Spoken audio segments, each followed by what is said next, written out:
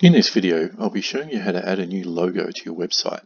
It assumes you have a Sprite Sheet file ready to go. Ideally, the file will be an SVG, but a PNG or JPEG is okay too.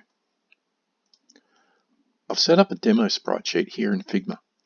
There's a large logo to be displayed at desktop size, as well as medium and small logos for tablet and mobile.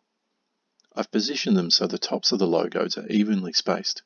This will make things easier later on. In this instance, there's a gap of 100 pixels between the tops of each of the logos. So with our Sprite Sheet file in hand, we can head to the admin site. We navigate our way to the themes management area, and then we find our theme. The little pencil icon lets us know it's already in whip mode, ready for updates. If the theme wasn't already in whip mode, we'd see an update button at the bottom, which we'd then click. So to add our Sprite Sheet file to the theme, we select the Files tab. We then come down to the bottom and upload our Sprite Sheet file.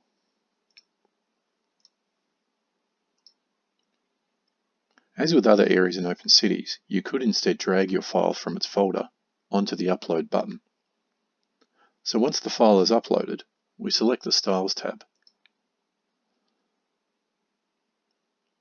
We then select the Header Side tab. Down in the Logos section, we select our Sprite Sheet file from the Primary Sprite Sheet dropdown.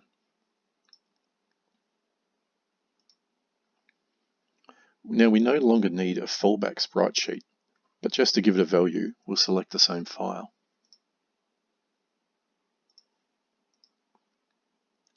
We now need to enter in the dimensions of our Sprite Sheet file.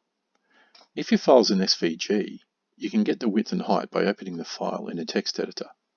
If your file is a PNG or JPEG, you could just inspect the properties of the file in whatever way your operating system allows.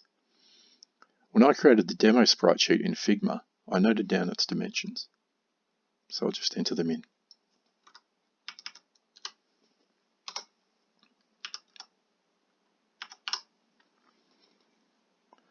Now, we need to enter in the XY coordinates of our desktop logo. Luckily, they're already correct. And we also need to set the dimensions of the logo. The preview window on the left allows us to accurately set the dimensions. Here, I'm using the arrow keys to adjust the values.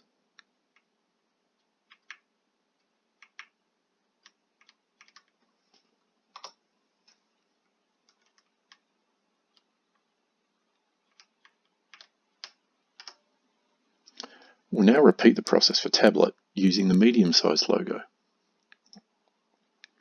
As the tops of the logos are positioned 100 pixels apart, we can confidently set the Y value to -100. We next enter in the logo's dimensions. I recorded the dimensions of each of the logos while I was in Figma, so I'll just type them in here.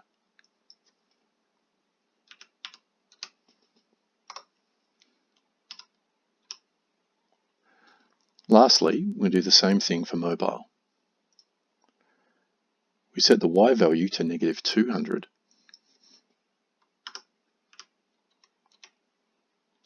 and add the dimensions of the small logo.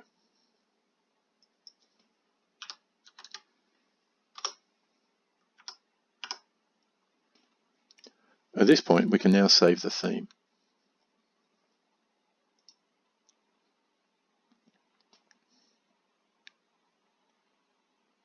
Now a theme is saved, we can preview it using the public site.